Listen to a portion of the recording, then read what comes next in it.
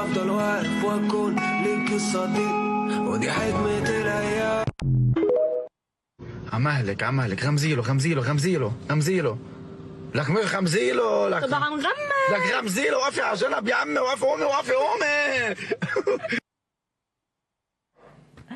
بنتابع مشاهدينا مع ضيف اليوم، ومع اليوم ضيفين هن عيسى وريما عساف صانعي المحتوى على تيك توك. صباح الخير. صباح النور. كيفكم؟ الحمد لله ماشي الحال؟ والله تمام الحمد لله. يعني مكسرين الدنيا على السوشيال ميديا، على انستغرام، على تيك توك. الحمد لله. خبرونا شوي هيك عنكم. مش كثير هلا بنعرف انه اخر فتره صار في كثير كابلز عم يعملوا يعني تيك توك مع بعضهم، او عم يعملوا فيديوز هيك مهضومين. خبرونا اول شيء كيف تعرفتوا على بعضكم؟ متزوجين جديد ولا لكم؟ الاخبار كلها عند ريما. هول ريم احنا صار لنا سنه على قد متزوجين. تعرفنا على بعض عن طريق ابن خالتي، كان بيشتغل عنده بالبيت، كان عيسى عم ينفض بيته، وبالصدفة شفنا بعض، تعرفنا على بعض، وهو أنا كنت بسوريا وبالصدفة يعني جاية على لبنان وشفنا بعض. قلت هيدي هي. قوام.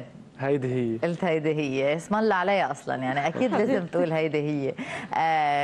يعني خبرنا هيك اليوم شوي ككابلز، مش هين تكونوا سوا عم تعملوا محتوى على صحيح. تيك توك. مين بيتفق على الكونتنت؟ مين بيقول اليوم بدنا نعمل هيك؟ هيدي هي الفكره اللي نحن عبالنا نشتغل عليها. هي الافكار تقريبا اكثريتها من ريما بتجي، وهي اصلا هي اساس الفكره، يعني هي اللي قالتنا انه. كيف بلشتوا بوقت كان كورونا وهيك؟ لا من بعدها صح؟ ما صرنا اقل 9 شهور 8 شهور، والحمد لله جمعنا يعني بفضل من الله. هيدا مش جمعنا هن وصاروا عائلتنا مليون و800 الف على حساباتنا. اوكي. وبهيدا الوقت القصير يعني صح.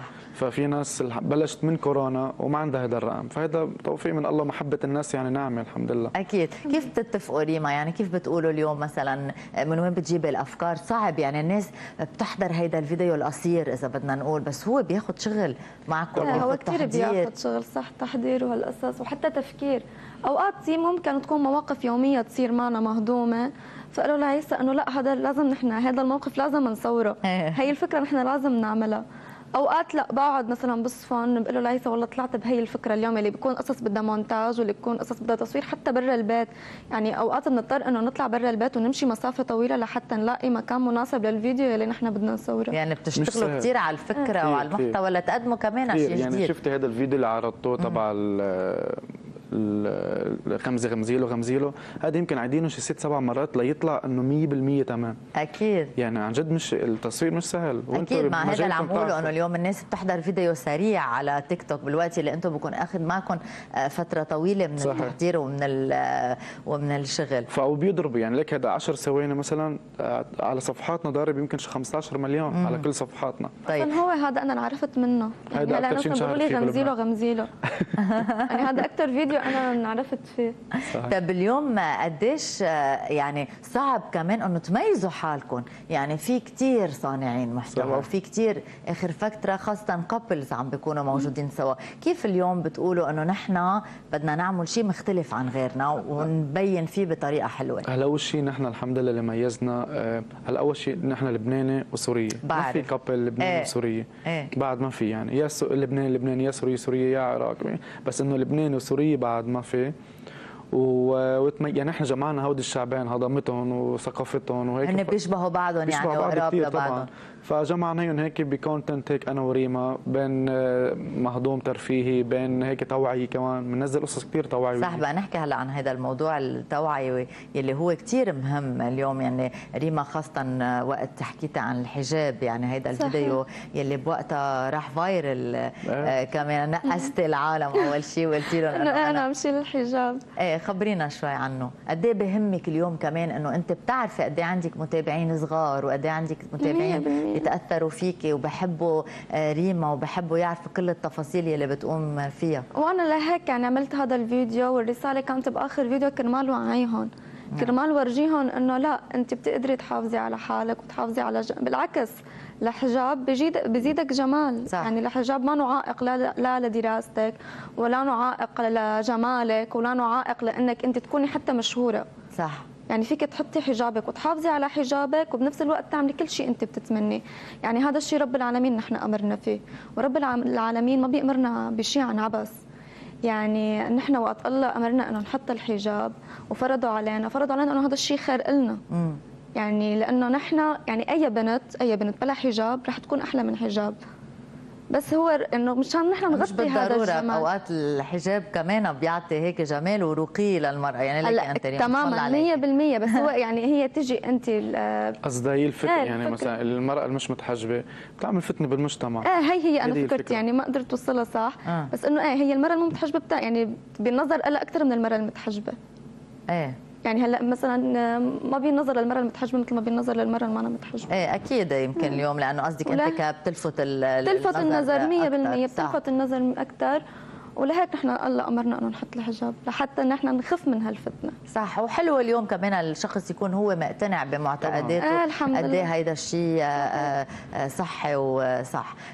خبرونا شوي، بتتخانقوا هيك كل شيء كل الحياه حلوه؟ ما في بيت ما في بيتنا بيخلى من المشاكل. بس انا قلت لها مره لريما، نحن يعني صار عيون كثير علينا، نحن صرنا مشاهير، فنحن بدنا نحافظ على موضوع المشاكل اللي بتصير بيناتنا. يعني هيدا صار تحدي بالنسبه لنا المشاكل. يعني المشاكل اللي بتصير بينه وبينها هو تحدي، يا انه هيدي المشكله بتنزع مرائنا وبتاخرنا لورا، يا انه لا بدنا نوقف عليها وان نستمر. في عنا شغل، في عنا حياتنا، في عنا بكره اولادنا، ففي عنا امور. يعني ابدا انه والله نشدد كثير على المشاكل، يعني قد ما فينا نتجنب المشاكل. حكيتوا شوي هيك عن حياتكم، انه اليوم انتم كمان عم تعرضوا حياتكم الشخصيه على السوشيال ميديا، وهذا الشيء منه هين. بتحسوا اوقات انه الشهره غيرتكم او هيك صرتوا تعرفوا انه انتم معروفين، انتم محبوبين؟ طبعا علي الشهره، في شهره مع كبر، وفي شهرة مع تواضع، ومن تواضع لله رفعه. فنحن الشهرة لا الحمد لله ما بتغيرنا ولا شيء بغيرنا الحمد لله. يعني مثل يعني احنا يلي بيعرف ريما وعيسى قبل الشهرة بيعرفون انه هن بعد الشهرة بعدهم نفسهم. وبالعكس يعني حتى صرنا نتواضع مع العالم الغريبة أكثر. كيف بيتفاعلوا معكم العالم اليوم؟ يعني بتحسوا انه انتم اول شيء انتم عايشين بلبنان؟ لا بدبي. انتم عايشين بدبي. بتحسوا انه العالم كثير بتتفاعل معكم، كثير بتعرفكم؟ صحيح. وهون بلبنان كثير يعني نحن نزلنا صاروا هلا لريما يبعثوا لها هدايا عن جد؟ الحمد لله. حلو هيدا الشيء. يعني ريما يعني بتحبي؟ بحب اصلا. لو ما بحب ما كانت الفكره فكرتي من الاساس. اوكي. يعني وهي اليوم تعتبروها باب رزق؟ يعني اليوم فينا نقول انه السوشيال ميديا لحالها بتأدي لكابل انه يكون عايش من لانه كثير صار في حكي عن هذا الموضوع. صار في حكي انه اليوم التيك توكرز عم يعملوا كثير مصاري وعم يجيهم كثير اعلانات. هل هذا الشيء صحيح 100%؟ الحمد لله. طبعا السوشيال ميديا هلا اصلا يعني صار كل شيء سوشيال ميديا. فبالعكس نحن كشغلنا بالسوشيال ميديا بنعمل اعلانات، بنعمل دعايات لشركات كثير كبيره كمان الحمد لله. حلو. وبتحكي انت بالاف الدولارات، يعني مش مبالغ صغيره. شو هيك شو بدكم تحضروا هلا بعد؟ بتوصلوا اوقات بتقولوا ما بقى عندنا شيء نحضره، شو بدنا نعمل؟ لا شو بدنا نعمل؟ نحن بنمشي مع يعني كل شيء عم بيصير، مش ترند. يعني بنمشي مع كل شيء عم بيصير وبنعمل مثله نحن. وفي افكار كثير، افكار الحياه ما بتخلص، وافكار بين الزوجين ما بتخلص. بالعكس نحن عم نقدمها بطريقه كثير حلوه، عم نورجي العالم، الشباب الصغار والكبار، عم نورجي انه المراه والزلمه اذا حبوا بعض حياتهم بتستمر. صح. وهذا الشيء نحن بحاجه له اليوم. الحب ضروري. نشوف كمان مشاكل بين الكابلز ومشاكل كثير كبيره، يعني بين شباب وصبايا عم يتجوزوا عمر صغير، صار الطلاق هين، صار الترك الشريك هين. قد ايه بتحسي اليوم مسؤوليتي كمان توعي البنات والشباب قد ايه الزواج هو شيء حلو؟ طبعا. انا اصلا يعني دائما بقول له لعيسى نحن لازم اليوم نعمل هذا الفيديو لحتى نوصل رساله للناس انه الزواج شيء كثير حلو، وانه لا مو غلط انك انت كصبيه تتمسكي بشريك حياتك ولا تسمعي لحدا. بالعكس اسمعي لقلبك، اسمعي لعقلك. لا تخلي انت مثلا اذا سمعتي والله فلانه زوجها هيك انا بدي اكون هيك، لا بالعكس المهم انك انت تكوني هذا الشيء اللي كثير موجود عندنا بالدول العربيه. صح. يعني انا عيسى بدها تعمل مثل عقل زوجها كيف خلص بيفهم، وهو الزلمه نفس الشيء كيف مرته عقلك، يعني يتكونوا بعض يكملوا بعض، يكونوا شخص واحد. يعني ما في شك انه كل بيت بيكون فيه. ونحن على موضوع الترند كمان، نحن مثلا بيقولوا لنا مثلا في مره طلعنا على التلفزيون قالوا لنا انتم ترند، نحن مش ترند، الترند هو صدفه. نحن إيه؟ لا، نحن بنتعب على الفيديو وبنتعب عليه وبنشتغل عليه وساعتها بيعمل فايرال، فنحن صح. مش ترند، لا نحن مستمرين، نحن مش فيديو واحد وخلص طلعنا فيه ترند وكملنا. وانا بدي اتمنى لكم كل التوفيق وان شاء الله دايما بتضلكم مستمرين. عيسى وريما عن جد كثير مهضومين، كوبل مهضوم وكوبل حلو، الله يوفقكم ان شاء الله. هيك دايما بنشوفكم على السوشيال ميديا عم تبتكروا افكار جديده، والله يخليكم.